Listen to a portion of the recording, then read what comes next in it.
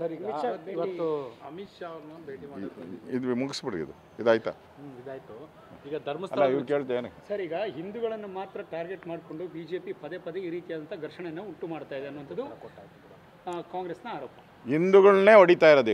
ಈಗ ಹಾಸ್ಪಿಟ್ಲಲ್ಲಿ ಅಡ್ಮಿಟ್ ಆಗಿರೋರೆಲ್ಲ ಹಿಂದೂಗಳೇ, ಏಟು ತಿಂದಿರೋರೆಲ್ಲ ಹಿಂದೂಗಳೇ, ಬೀದಿಯಲ್ಲಿ ಬಾಯಿ ಬಿಡ್ಕೊತಾ ಇರೋರು ನ್ಯಾಯಕ್ಕಾಗಿ ಹಿಂದೂಗಳೇ.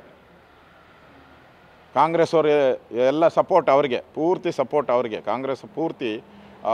ಯಾಕಂದರೆ ಮುಸಲ್ಮಾನರು ಹೇಳಿದಾರಲ್ಲ, ನಮ್ಮ ಓಟಿಂದನೇ ಈ ಸರ್ಕಾರ ಬಂದಿರೋದು, ನಾವು ಹೇಳ್ದಂಗೆ ಕೇಳಬೇಕು, ಈ ಕಾಂಗ್ರೆಸ್ ಸರ್ಕಾರ ನಾವು ಹೇಳ್ದಂಗೆ ಕೇಳ್ಕೊಂಡು ಬಿದ್ದಿರಬೇಕು ಅಂತ ಹೇಳಿದ್ದಾರೆ ಮುಸ್ಲಿಂ ಲೀಡ್ರುಗಳು. ಅದರಿಂದ ಈ ಸರ್ಕಾರದಿಂದ ನಮಗೆ ನ್ಯಾಯ ಸಿಗುತ್ತೆ ಅನ್ನೋ ವಿಶ್ವಾಸ ಭರವಸೆ ಇಲ್ಲ. ಅದಕ್ಕೋಸ್ಕರ ನಮ್ಗೆ ಉಳಿದಿರೋದು ಹೋರಾಟದ ದಾರಿ. ಆ ಹೋರಾಟವನ್ನು ನಾವು ಮಾಡ್ತೀರಿ, ಆ ಗುರಿಯನ್ನು ಸಾಧಿಸ್ತೀರಿ, ಈ ಸರ್ಕಾರವನ್ನು ಕಿತ್ತೊಗೆಯುವಂಥ ಒಂದು ಕೆಲಸವನ್ನು ನಾವು ಮಾಡ್ತೀವಿ. ಬಿಜೆಪಿ ಈ ರೀತಿಯ ಘರ್ಷಣೆಗಳನ್ನು ಇಟ್ಕೊಂಡು ಡೈವರ್ಷನ್ ನೀತಿಯನ್ನು ಅನುಸರಿಸ್ತಿದೆ ಅನ್ನುವಂಥದ್ದು